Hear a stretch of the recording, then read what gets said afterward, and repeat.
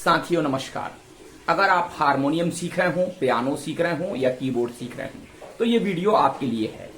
आपको harmonium, piano, keyboard से संबंधित सारी जानकारी इस वीडियो से मिलने वाली है, तो वीडियो को आप लगातार देखते रहें।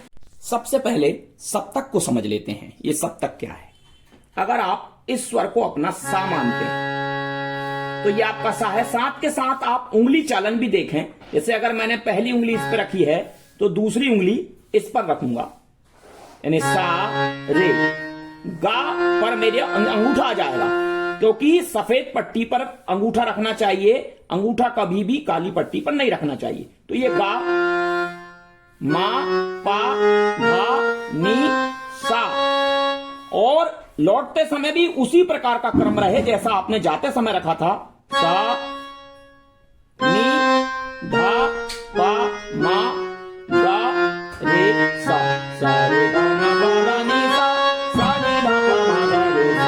इससे आपकी उंगलियां नहीं फंसेंगी। ये आपका एक सप्तक कंप्लीट हो जाता है और ये सप्तक कहलाता है मध्य सप्तक।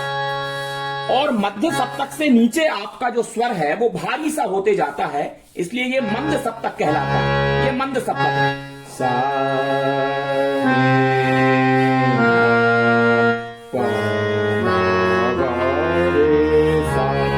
और मंद सप्तक से भी नीचे अति मंद भी कहलाता है। इसकी हालांकि हमको कभी आवश्यकता नहीं पड़ती है।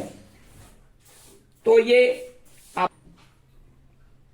आपका मध्य सप्तक हो गया था। ऊपर की ओर जो रहेगा वो तार सप्तक रहेगा। तार सप्तक में आपकी आवाज बहुत ऊंची होती चली जाएगी। अब मेरी आवाज यहां से ऊपर नहीं जा रही है,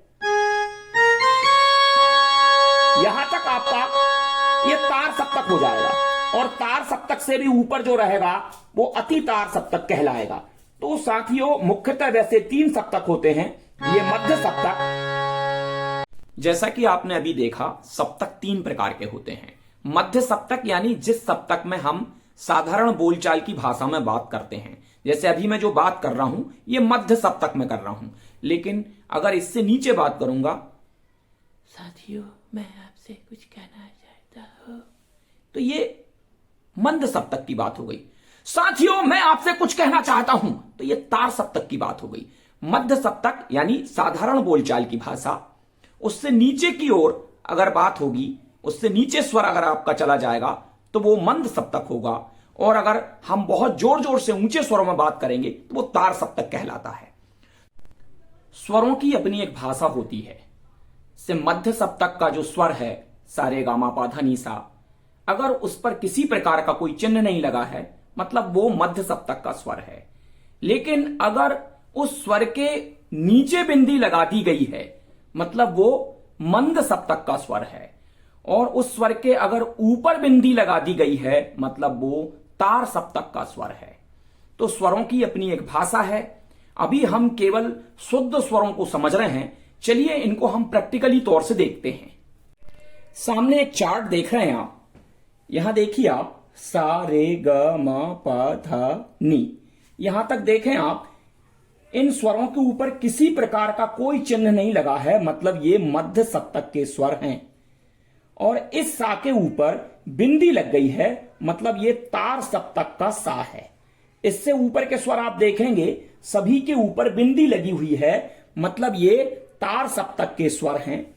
इस तरफ आप देखेंगे नीचे की ओर, नी धा पा म ग रे सा, सभी के नीचे बिंदी लगी हुई है मतलब ये मंद सप्तक के स्वर हैं। ये आपका सा, दूसरी उंगली आप इस काले पर रखेंगे, अंगूठा यहां रखेंगे। ये 3 उंगली इन 3 कालों की आ गई। ये सफेद पर आपका अंगूठा जाएगा और फिर इस तार सप्तक के सा पर आपकी ये पहली उंगली जाएगी। तो ये तार सप्तक का सा है, ये आपका मध्य सप्तक का सा है। और ये सप्तक आपका हो जाता है कंप्लीट, जिस पर किसी प्रकार का कोई चिन्ह नहीं लगा है। केवल इस सा पर आप देखेंगे कि ऊपर बिंदी लगी है। नीचे की ओर देखेंगे तो ये देखिए आपका ये जो नी है इस पर एक बिंदी लगा दी गई है मतलब इससे पहचान में जाए कि ये मंद सप्तक का नी है। ये मंद सप्तक का धा है, ये मंद सप्तक का पा है, ये मंद सप्तक का मा है, ये मंद सप्तक का गा, ये मंद सप्तक का रे और ये मंद सप्तक का सा, क्योंकि सब नीचे, सभी के नीचे बिंदी लगी है, मतलब ये मंद सप्तक के स्वर हैं। इधर देखेंगे अगर आप तार सप्तक में, तो सा, रे, ग, म, प, ध, नी, सा, सभी के ऊपर बिंदी लगी है, मतलब ये तार सप्तक के स्वर हैं। तो मुझे लगता है आपको स्वरों की भाषा अच्छे से समझ में आ गई होगी। चूंकि स्वर आप देख रहे हैं, सा से सा तक के बीच में 12 स्वर हैं। यहां पर देखें, एक स्वर ये छूट गया, एक स्वर ये छूट गया, ये तो हमारा गा था। इस मां के बाद एक स्वर ये आ गया, इस पा के बाद एक स्वर ये आ गया, इस धा के बाद एक स्वर ये आ गया, ये तो आपका नी है, ये सा है। तो आपने इन स्वरों के अलावा कुछ स्वर छोड़ दिए थे, वो स्वर कौन से हैं उनको आप अच्छी तरह समझ लीजिए, क्योंकि जब तक आप स्वर नहीं समझेंगे आपको हारमोनियम समझ में नहीं आएगी।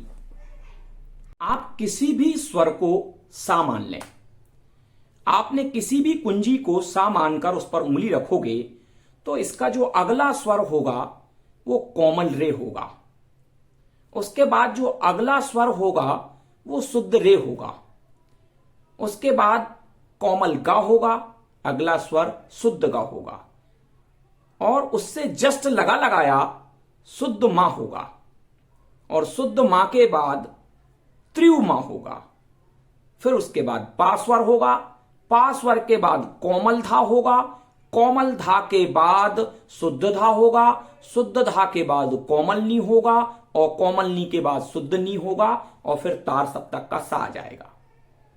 कहने का मतलब अगर आपको शुद्ध स्वरों का कॉम्बिनेशन बनाना है, किसी भी स्वर पर आप उंगली रखेंगे तो सा, एक स्वर छोड़ के रे, एक स्वर छोड़ के गा, गा और मां के बीच में कोई गैप नहीं होगा, और एक स्वर छोड़ के पा, क्योंकि मां के बाद एक स्वर छोड़ोगे तो पा आ जाएगा, पा के बाद एक स्वर छोड़ोगे तो धा आ जाएगा, धा के बाद एक स्वर छोड़ोगे तो शुद्ध नी, और फिर तार सप्तक का सा। आप कहीं से भी उंगली रखें। अब हम इन स्वरों को प्रैक्टिकली तौर से समझ लेते हैं कि कोमल रे, कोमल गा, त्रियुमा, इनके चिन्ह क्या हैं, इनकी अपनी भाषा क्या है। तो यहां सामने आपको एक चार्ट दिखाई दे रहा है, ये मध्य सप्तक के स्वर हैं, और मध्य सप्तक के स्वरों के बारे में जैसा कि मैंने बताया, इनके ऊपर किसी प्रकार का कोई बिंदी नहीं रहती। तार सप्तक में ऊपर की ओर बिंदी रहती है और मध्य सप्तक में नीचे की ओर बिंदी रहती है। लेकिन अगर इन स्वरों के नीचे एक आड़ी डंडी पड़ी है, मतलब ये कोमल स्वर है, ये रे कोमल है, ये गा कोमल है, ये धा कोमल, नी कोमल। इसी प्रकार यहां पर भी देखें, रे के नीचे आड़ी डंडी पड़ी है, उसके बाद उसके ऊपर एक चिन्ह भी, बिंदी भी बनी है, मतलब ये रे जो है ये तार सप्तक का कोमल रे है। आड़ी डंडी पड़ी है, ये चिन्ह बता रहा है कि ये कोमल स्वर तो है, लेकिन ऊपर भी बिंदी है, मतलब तार सप्तक का कोमल स्वर है। लेकिन यहां देख रहे हैं आप, गा के नीचे आड़ी डंडी पड़ी है, लेकिन इसके ऊपर अन्य कोई चिन्ह नहीं लगा है, मतलब ये गा मध्य सप्तक का कोमल गा है। लेकिन यहां अगर आप देखेंगे, गा जो है आड़ी डंडी पड़ी है, मतलब ये कोमल गा है, लेकिन नीचे बिंदी लगी है, मतलब ये कोमल गा मध्य सप्तक का कोमल गा है। तो यहां आप देख पा रहे हैं कि अगर आड़ी डंडी है मतलब ये कोमल स्वर है, किसी प्रकार की कोई बिंदी नहीं है, मतलब ये मध्य सप्तक के कोमल स्वर हैं। आड़ी डंडी पड़ी है लेकिन नीचे बिंदी बनी हुई है, मतलब ये मध्य सप्तक के कोमल स्वर हैं। यहां देखें आप, आड़ी डंडी नीचे पड़ी है और ऊपर एक बिंदी भी है, मतलब ये तार सप्तक के कोमल स्वर हैं। मां स्वर जो है इसके ऊपर एक खड़ी डंडी पड़ी है, मतलब ये आप देखेंगे कि ये त्रिव मां है, त्रिव का घोतक है ये, ऊपर जो डंडी बनी हुई है। तो इस प्रकार हम देखेंगे कि एक सप्तक में टोटल 1 2 3 4 5 6 7 8 9 10 11 12 स्वर होते हैं। 13वां स्वर फिर से वही रिपीट हो जाता है। जैसे हम यहां देखेंगे, ये सा, ये कोमल रे, ये शुद्ध रे, ये कोमल गा, ये शुद्ध गा, ये शुद्ध मां, ये त्रिव मां, ये पा, सा और पा दोनों अचल स्वर हैं। ये कोमल धा, ये शुद्ध धा, ये कोमल नी, ये शुद्ध नी और ये सा। फिर से वही स्वर रिपीट हो जाएगा। यहां पर भी आप देखेंगे तार सप्तक में ये सा, ये कॉमन रे की पहचान, इसके नीचे आड़ी डंडी भी लगी है और तार सप्तक का है इसलिए इसके ऊपर एक बिंदी भी लगी है। तार सप्तक का रे, ऊपर एक बिंदी लगी है। तार सप्तक का गा, आड़ी डंडी इसके नीचे पड़ी है, ऊपर एक बिंदी लगी है। गा मा पा धा नी सा, ये सा के बाद सा से सा तक फिर ये सप्तक कंप्लीट हो गया। ये मध्य सप्तक और ये मंद सप्तक। आप इस चार्ट के द्वारा समझ लें। इन स्वरों की भाषा आपको समझ में आना चाहिए जिससे आप किसी किताब के माध्यम से भी इनको बड़े आसानी से समझ सकते हैं। साथियों, अब हम समझने वाले हैं स्केल के बारे में। अभी आपने सप्तक के बारे में समझ चुके हैं, अब स्केल समझ लीजिए और स्केल के बाद आप थाट समझ लीजिए। 10 थाट होते हैं। अगर आपने ये 3 चीजें समझ ली तो समझो आपने हारमोनियम आधी से ज्यादा सीख ली। तो स्केल की अगर मैं बात करूं तो कई लोगों को आपने सुना होगा, पहले काले से गा रहा हूं, दूसरे काले से गा रहा हूं, तीसरे काले से गा रहा हूं, चौथे काले से गा रहा हूं, 5वें काले से गा रहा हूं, क्योंकि 5 काले होते हैं और 7 सफेद होते हैं। पहला, दूसरा, तीसरा, चौथा, 5वां, 6वां, 7वां, ये 7 सफेद हैं। लेकिन अगर इंग्लिश नोटेशन की बात करूं तो आप मेरी बात ध्यान से सुने। सी डी ई एफ जी, यहां तक तो आपको क्रम में चलना है। सी डी ई एफ जी और उसके बाद ए और बी, ये 7 स्केल हो गए। C D E F G A B. अब 5 स्केल और बचे क्योंकि 12 स्केल टोटल होते हैं। सी से जो अगला स्वर रहेगा वो सी शार्प रहेगा, डी के बाद डी शार्प रहेगा, ई का कोई शार्प नहीं होगा। अभी हम कीबोर्ड के ऊपर चलेंगे तो आपको समझ में आएगा। एफ के ऊपर यानी एफ के बाद जो अगला स्वर रहेगा वो एफ शार्प कहलाएगा। जी के बाद जो अगला स्वर रहेगा वो ऊपर काला स्वर रहेगा। जो शार्प स्वर हैं वो काली बटन से संबंधित हैं, काले स्वर हैं वो। C sharp, D sharp, F sharp, G sharp और ए शार्प, ये 5 शार्प हैं, ये काले बटन से इंकित रहेंगे। और C D E F G A B, ये 7 सफेद स्वर रहेंगे। अब मैं आपको हारमोनियम के ऊपर लेके चलता हूं। वहां सी, ये आपका सी स्केल है। सी के बाद ये आपका डी स्केल है। चाहे तो आप इसको पहला सफेद, ये दूसरा सफेद, तीसरा, चौथा, 5वां, 6वां, 7वां और ये फिर से वही का वही पहला सफेद रिपीट हो गया। C, C D E F G A B C फिर से रिपीट हो गया और ये स्केल हो गया कंप्लीट। अब सी के ऊपर जो स्वर है ये सी शार्प है, ये सी और C sharp, D sharp, E के बाद कोई शार्प नहीं है। F sharp, G sharp, A sharp और बी, ये सी और ये C sharp, C sharp, D sharp, E का कोई शार्प नहीं है। एफ शार्प, जी शार्प,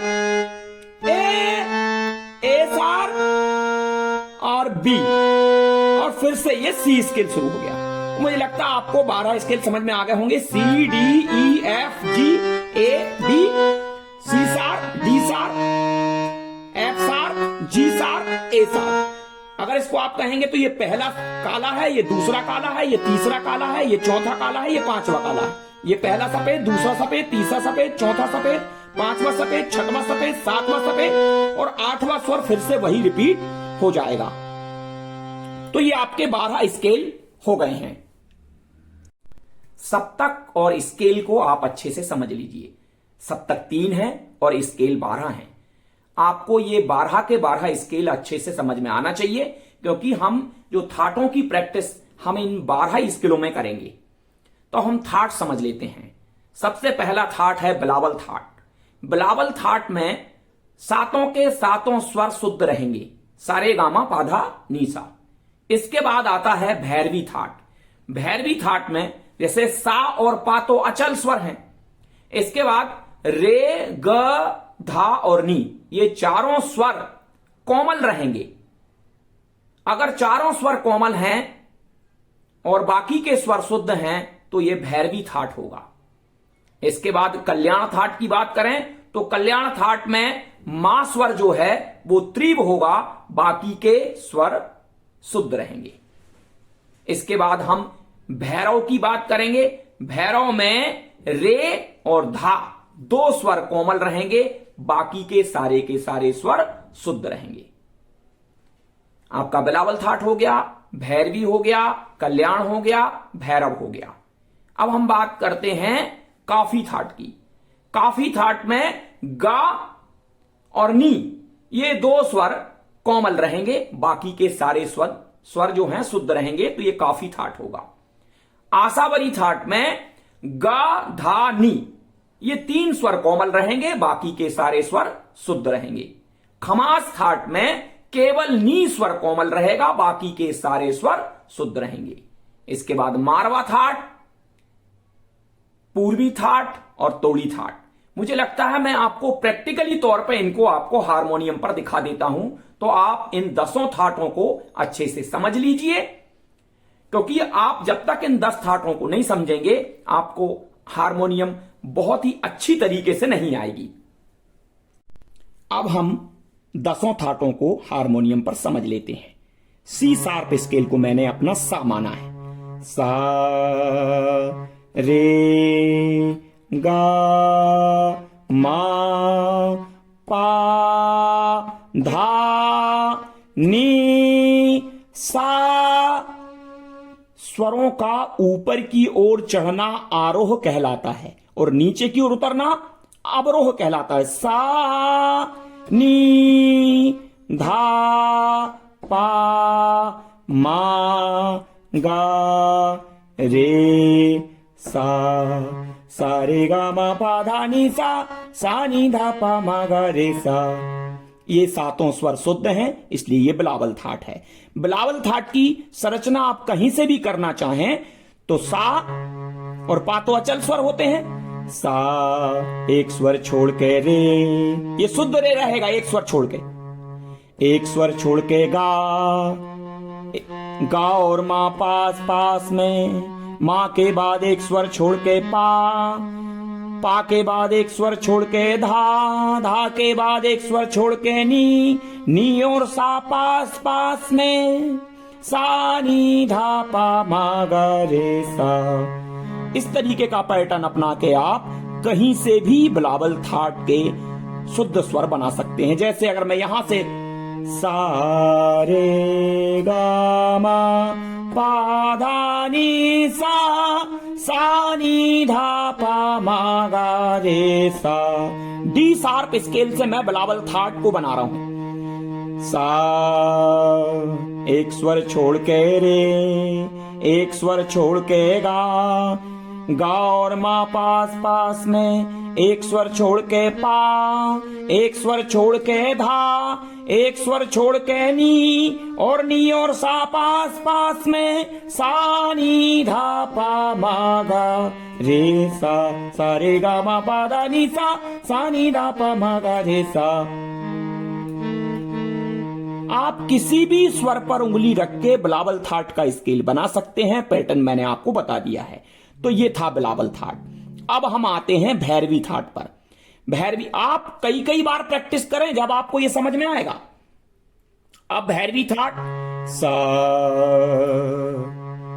रे गा, ये दोनों रे और गा कोमल हैं। सा रे गा मा पा धा नी सा नी धा पा मा गा रे सा। रे गा धा और नी ये चारों स्वर इसमें कोमल हैं और बाकी के सारे स्वर शुद्ध हैं। तो ये भैरवी थाट का स्केल हो गया। सा रे गा मा पा धा नी सा नी धा पा मा गा रे सा। अब हम आते हैं कल्याण थाट पर। कल्याण थाट में सारे स्वर शुद्ध रहेंगे, केवल एक स्वर जो है मां वो त्रिव हो जाएगा। सा रे गा मा पा धा नि सा नि धा पा मा गा रे सा रे गा मा पा धा नि सा नि धा पा मा गा रे सा। तो ये था कल्याण थाट। कल्याण थाट के बाद हम देखते हैं बिलावल हो गया, भैरवी हो गया, कल्याण हो गया, भैरव देखते हैं। सारे ये कोमल रे है। सारे गा मा पा धा नि सा नि धा पा मा गा रे सा। सारे गा मा पा धा नि सा नि धा पा मा गा रे सा। ये रे और धा इसमें कोमल लग रहे हैं, बाकी के सारे स्वर शुद्ध लग रहे हैं। ये भैरव थाट है। अब आते हैं हम काफी थाट पर। काफी थाट में ये गा कोमल लगेगा और ये नी कोमल लगेगा, बाकी सारे स्वर शुद्ध लगेंगे। सारे गा मा पा धा नि सा नि धा पा मा गा रे सा। सारे गा मा पा धा नि सा नि धा पा मा गा रे सा। तो गा और नी स्वर कोमल, तो ये होगा काफी थाट। अब हम आते हैं खमास थाट पर। खमास थाट में केवल एक स्वर कोमल रहेगा, बाकी के सारे स्वर शुद्ध रहेंगे, यानी बिलावल थाट के ही रहेंगे। सारे गा मा पा धा नि सा नि धा पा मा गा रे सा। था आपका खमास थाट। अब हम आते हैं आसावरी थाट पर। आसावरी थाट में 3 स्वर कोमल रहेंगे, गा, धा और नी। ये 3 स्वर कोमल रहेंगे, बाकी के सारे स्वर शुद्ध रहेंगे। सारे गा मा पा धा नि सा नि धा पा मा गा रे सा।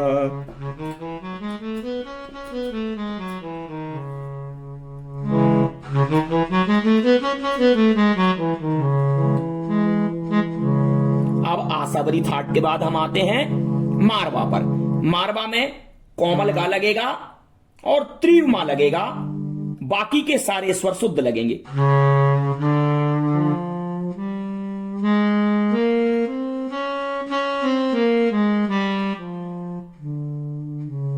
सारे गा मा पा धा नि सा नि धा पा मा गा रे सा। सारे गा मा पा धा नि सा नि धा पा मा गा रे सा। ये था मारवा थाट। अब हम आते हैं पूर्वी पर। पूर्वी में मारवा के तो ये स्वर लगेंगे, केवल धा और कोमल हो जाएगा।